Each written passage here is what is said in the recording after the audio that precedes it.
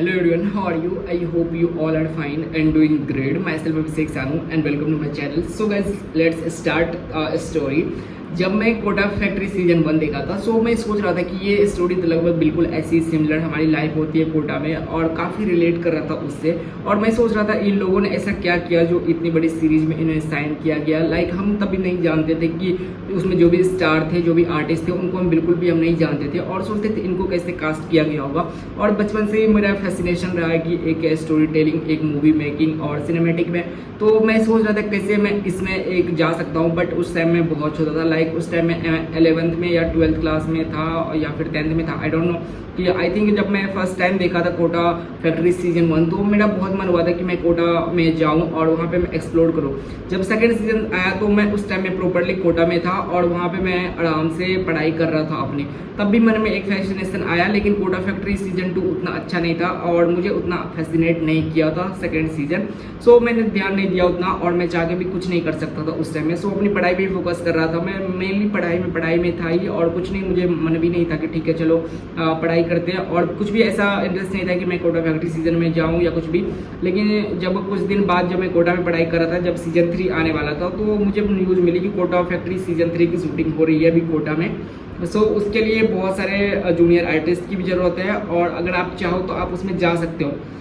मैंने डिसाइड किया और मैंने सोचा कि अगर इतने सारे लोगों को चांस मिल रहा है तो क्या पता मुझे भी चांस मिल जाए। मैंने डिसाइड किया कि उनको एक मैसेज करने का और कुछ मैंने मैसेज किया उनको और मैंने बोला कि एक बार ऑडिशन लेके देख लो, अगर मैं फिट हो रहा हूँ तो मुझे एक बार चांस दे दो। मैंने एक्सपेक्ट नहीं किया था बिल्कुल भी कि ऐसा अगर मैं उन्हें मैसेज करूँगा तो वो मुझे चांस देंगे। पहले उन्होंने मैसेज को बहुत दिन तक इग्नोर किया, कोई बात नहीं। फिर एक बार मेरा एक फ्रेंड जो है ऑलरेडी उसमें काम कर रहा था, मैं उनसे कांटेक्ट किया और उनसे पूछा कि तुम कैसे इस सीरीज में गए हो। तो उन्होंने मुझे बताया कि एक उनके फ्रेंड है, उसका भी एक कॉमन फ्रेंड था जिन्होंने उसको बोला था कि कोटा फैक्ट्री सीजन 3 में कुछ जूनियर आर्टिस्ट की ज़रूरत है, उसमें आप जा सकते हो। मैंने बोला मुझे उसका कांटेक्ट दे दो, जो भी ऑडिशन डायरेक्टर होते हैं उनका कांटेक्ट दे दो और मैं उनसे बात करता हूँ। मैंने उनका कांटेक्ट दिया, उसको मैंने अपना पोर्टफोलियो भेजा, फोटो भेजा, अपनी बाकी पर्सनल डिटेल्स भेजी, मेरी हाइट कितनी है, वेट कितनी है, मैं क्या करता हूँ, ये सब चीज़ें भेजा। मैंने उसको अपने यूट्यूब के बारे में बताया कि मेरा यूट्यूब चैनल भी है ऐसा। आई डोंट नो कि यूट्यूब चैनल कितना हेल्प किया होगा मेरे इस जर्नी में, बट समहाउ जो मैंने उसको भेज दिया, मुझे कोई एक्सपेक्टेशन नहीं था ऐसा। और एक दिन की बात है जब मैं कोटा में था और मैं उस दिन दशहरा मेला देख के ही आया था कोटा में और शाम में मुझे मैसेज आया कि कल तुम्हारा ऑडिशन होगा और कल तुम सुबह 6 बजे जो है कुछ कपड़े बताए कि ये कपड़े सब लेके तुम्हें आने हैं, क्योंकि ब्लैक एंड वाइट में सूट होनी है। हमें यही फॉर्मेट करके ना हमें कपड़े चूज करने चाहिए और वैसा ही पहन के आना और वैसा भी 2-3 लेके आना, एक समर का लेके आना और एक विंटर का लेके ही आना, क्योंकि दोनों शॉर्ट लगने होंगे तो जिसमें फिट होंगे उसमें रखेंगे। ठीक है, मैं लेके चला गया अपना कपड़े जो भी थे सारे लेके चले गए थे वहाँ पे। और सुबह 6 बजे मतलब काफ़ी ठंड भी लग रही थी और मतलब गर्मी का सीजन लगभग आने वाला है, नवंबर के टाइम था। नवंबर में जो उन्होंने शूटिंग के लिए बुलाया था और उस टाइम पे मैं गया था। उस टाइम तक मुझे बिल्कुल एक्सपेक्टेशन नहीं था, मुझे लगा बस ऐसे बुला रहे हैं, क्या पता मैं रिजेक्ट भी हो जाऊँ, एक्सेप्ट भी हो जाऊँ। लेकिन जब मैं वहाँ पे पहुँचा सुबह बहुत ठंड थी, बहुत ज़्यादा वैनिटी बैंड्स लगे हुए थे, बहुत ज़्यादा सेटअप उस टाइम पे नहीं लगा हुआ था। लेकिन जैसे मैं वहाँ पहुँचा सुबह के 6 से 7 बजे उन्होंने ब्रेकफास्ट दिया। ब्रेकफास्ट में जैसा कि मैं यहाँ पे ऐड कर दूंगा, ब्रेकफास्ट में मुझे ये सब मिला था। और उसके बाद ब्रेकफास्ट एंजॉय करने के बाद जो है उन्होंने बोला शॉर्ट लगना है 9 बजे से, 1-2 घंटे का टाइम था। तो हमने सोचा थोड़ा सा यहाँ पर रेस्ट करते हैं। और जो मेरा एक कॉमन फ्रेंड जो मिला था मुझे, वो भी वहाँ पे आया हुआ था, तो उनके साथ हम थोड़ा सा घुल मिल गए और बाहर घूमने लग गए आसपास में कहाँ पे किसकी वैन लगी हुई है। वैनिटी वैन पे सबके लगे हुए थे कि यहाँ पे कौन से स्टार किस वैनिटी वैन में अलग अलग थे, या बाकी कुछ के कॉमन्स भी थे। हमने वो सब एक्सप्लोर किया वहाँ पे। और हमें इससे पहले कभी भी शूटिंग नहीं देखा था कि मूवी शूटिंग कैसे होती है और कैसे क्या कुछ होता है। तो मूवी शूटिंग जब 9 बजे से टाइम था तो हमने 9 बजे तक वेट किया आराम से। उसके बाद थोड़ा सा मन हुआ घूमने का, तो आसपास में हमने घूम लिया, देख लिया कहाँ कुछ क्या शूटिंग होनी है। और ऑलरेडी जो है शूटिंग स्टार्ट हुई थी 9 o'clock से। सबसे पहले पंजाबी मेज जो इंदिरा विहार में है वहाँ शॉट लगना था। हमने वहाँ पे सभी को पहले मेज में बैठाया, पहले कपड़े उन्होंने सिलेक्ट किए, जिसके कपड़े फिट हो रहे थे उसको जाने दे रहे थे। और हाँ, रही बात तो ऑडिशन की, तो ऑडिशन उन्होंने ऐसा कुछ भी लिया नहीं, बस उन्होंने बोला जूनियर आर्टिस्ट के लिए जो है ना अभी हमें ऑडिशन की जरूरत नहीं है, अगर जरूरत पड़ेगी ना तो हम ऐसे जैसे तुम्हारा शॉट लगेगा ना उसमें हम सिलेक्ट कर लेंगे कि इसको हम किस रोल के लिए फिट कर सकते हैं। एक पंजाबी मेज वाला शॉट लगना था जो इंदिरा विहार में है हमारा। उसका जो है हमारा शॉट लगना था, पीछे मैं मेज में सारे बच्चों को बैठा दिए और हमारे जो आर्टिस्ट थे जैसे कि उसमें वैभव है, मीना है, है उदय है, उनकी एंट्री थी और उस पर कुछ शॉट लगना था, लेकिन सीरीज में जो है वो शॉट आया ही नहीं है। बहुत सारे शॉट जो है सीरीज में बहुत सारे शॉट कट कर दिए गए थे, वो मैं आपको बाद में बताऊंगा। उसके बाद जो है वहाँ पे उन्होंने मुझे बैठा दिया, मतलब बोला कि हाँ ठीक है आपका शॉट लगेगा, आप रेडी रहना, कोई दिक्कत नहीं है। उसके बाद मेरा थोड़ा शॉट लगा, फिर उसके बाद हमें बाहर निकाला, बोला कि तुम्हारा दूसरा शॉट लगेगा, तुम इस शॉट में नहीं आओगे, जितना आना था तुम्हारा आ गया है। तो उसने हमें वहाँ पे शॉट निकाल के उसको, मतलब हमें निकाल दिया वहाँ उस शॉट से, बोला कि आपका जो है आपको सिलेक्ट किया गया है, आप इस बच्चे में हो। तो फिर वहाँ पे उन्होंने अपना वैन दिया और वैन से हमें उन्होंने ले गया विज्ञान नगर में एक कैफ़े वाला शॉट है। और जो शॉट जो इसमें बेंसल कैफ़े सेंटर का जो आया है ना हमारा कैफ़े में, जिसमें मैं चेस खेलते हुए दिख रहा हूँ और पीछे में ना, और सेकेंड एपिसोड में बात कर रहे हैं, वो वाला शॉट मेरा वहाँ का लगा था और वही वाला शॉट जो है मेरा उसमें आया, बाकी और किसी का उसमें शॉट नहीं आया। मेरा जो बेसिकली जो फ्रेंड जिसके थ्रू में गया था उसका भी एक भी सीन उसमें दिख नहीं रहा। और मेन बात ये उसमें शॉट नहीं दिखने का कि उन्होंने बहुत सारे पार्ट को ट्रिम किया। ऐसा बताया जा रहा है कि 30 मिनट का शो बनाना था, मतलब एक एपिसोड 30 मिनट का रखना था, तो बहुत सारे शॉट को उसने हटा दिया है, ट्रिम कर दिए हैं, सो डैट कि इतना ज़्यादा लंबा नहीं बन जाए सीरीज़, क्योंकि 2.5 घंटे का सीरीज़ है, लाइक 30 मिनट्स का 5 एपिसोड है, 2.5 घंटे का है। तो इस टाइप से उन्होंने ख़त्म किया है सारे सीरीज़ को। उसके बाद जो है हाँ, और एक चीज़ सबसे अच्छी चीज़ मुझे कोटा फैक्ट्री सीजन 3 में ये लगी कि सारे के सारे आर्टिस्ट काफ़ी डाउन टू अर्थ थे, काफ़ी सपोर्टिव थे। और थोड़ा सा गर्मी तो ज़्यादा लग रही थी, लगभग शाम तक में तो गर्मी नहीं लगी थी। एक दिन का टाइम है जब मैं सुबह 6 बजे गया था और शाम के 6 बजे घर आ रहा हूँ। पूरे दिन मैं शूटिंग में बिजी था, खाना भी उन्होंने दिया था, ब्रेकफास्ट भी उन्होंने दिया था, रूम भी उन्होंने रहने के लिए दिया था। बाकी एक गेमिंग वाला था, उसमें गेमिंग में जाके मैं गेमिंग जोन में बैठ गया था, जहाँ पे दिखाया ना कि उदय जी गेम खेलते हैं, जाके उस गेमिंग शॉट में हमने पीछे से बैठ रखा था और वहाँ उनका शॉट लग रहा था, तो वो बैठने के लिए था। एक बार खाने के लिए दिया था, जो कि मैं यहाँ पे ऐड कर सकता हूँ शायद अगर मुझे क्लिप मिले तो, क्योंकि बहुत सारी क्लिप एक लगभग नवंबर में हुआ था और 6-7 महीने ऑलरेडी हो चुके हैं, सो क्लिप्स बहुत सारी गायब हो चुकी है। उस टाइम में बहुत सारी क्लिप थी।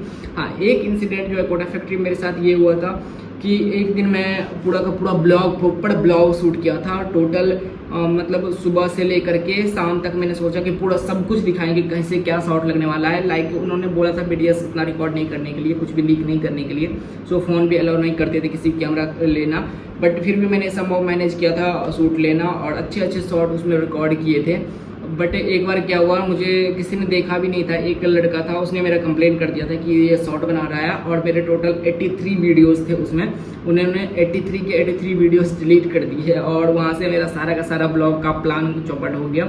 और मेरे भी कुछ पर्सनल फोटो थे वो भी डिलीट हो गए थे वहाँ पे, बट जो भी फोटो बचे हुए थे बस इतने ही बचे हुए थे, बाकी सारे के सारे फोटो डिलीट हो गए थे कोटा फैक्ट्री में। ये कहानी। उसके बाद एक दिन और क्या हुआ था हमारे कोटा फैक्ट्री में कि हम लोग सुबह में गए थे और दोपहर तक हमने पूरा शूट किया था और दोपहर में हमारा रैप अप हो गया था, मतलब बोला था कि अभी तक आपकी शूट खत्म हो गई है, आप नेक्स्ट डे आ सकते हो। तो हमने सोचा चलो ठीक है कोई नहीं, बट मैं घर नहीं गया था क्योंकि मेरा रूम थोड़ा सा दूर भी था और मैं सोचा ठीक है यहीं रह लेते पास में। तो उसके बाद हमने वहाँ से पूरा छत से पूरा प्रॉपर देखा कैसे शूट होती है, कैसे क्या होता है, प्रॉपर कैमरा देखा। और जब शूटिंग कर रहे होते हैं तो हमें कुछ नहीं पता होता है कि शॉट में क्या चल रहा है, क्या स्टोरी है, क्यों ऐसा डायलॉग बुलवा रहे हैं, बिल्कुल कुछ भी शूटिंग के टाइम में आप एक्सपेक्ट भी नहीं कर सकते कि सीरीज जो बन रही है कैसी दिखेगी, क्या दिखेगी। शूटिंग में किसी को कुछ आइडिया नहीं होता, बस डायरेक्टर को स्क्रिप्ट होती है वो पता होता है, बाकी एक्टर को पता होता है, बस उसको भी नहीं पता होगा कैसा ये ओवरऑल बन के आ रहा होगा। सो ये थोड़ा सा अलग था कि मतलब लग नहीं रहा था क्या बन रहा है नहीं बन रहा, लेकिन जैसे सीरीज बाहर निकल के आई तो हमें बहुत देखने में काफ़ी अच्छा लगा, काफ़ी इमोशनल जर्नी रहा। ये कोटा फैक्ट्री सीजन 3 जो है काफ़ी इमोशनल था, लास्ट मोमेंट तक काफ़ी इमोशनल हो गया था।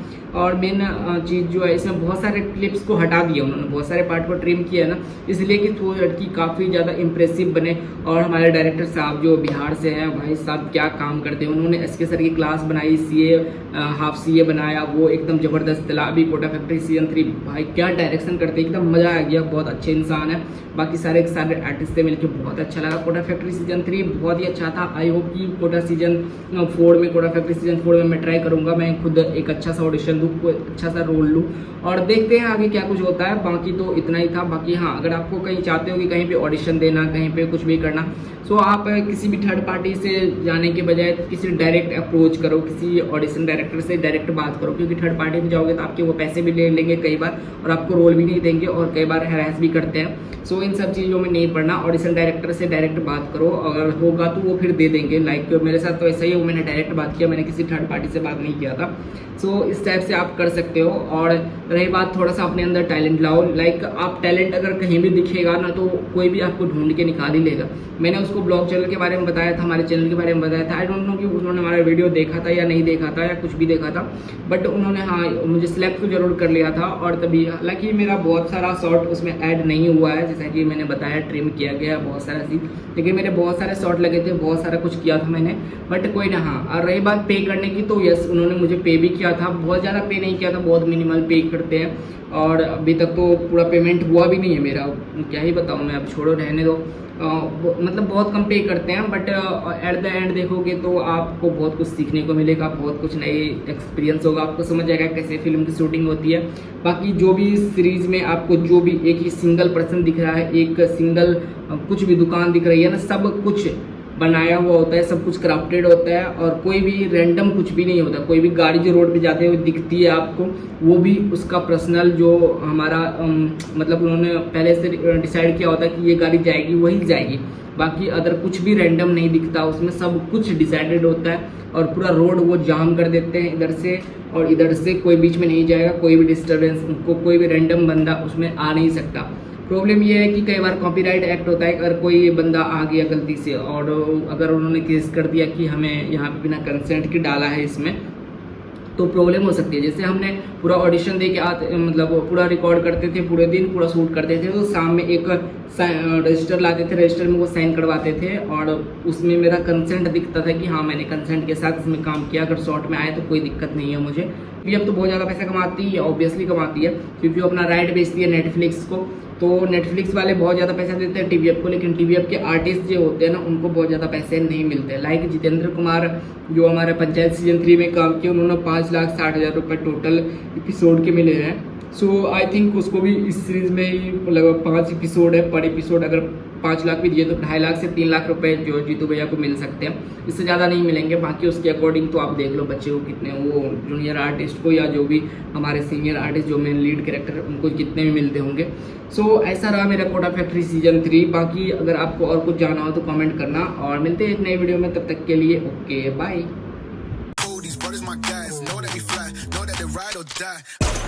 Why they wanna move like that? Where you want going?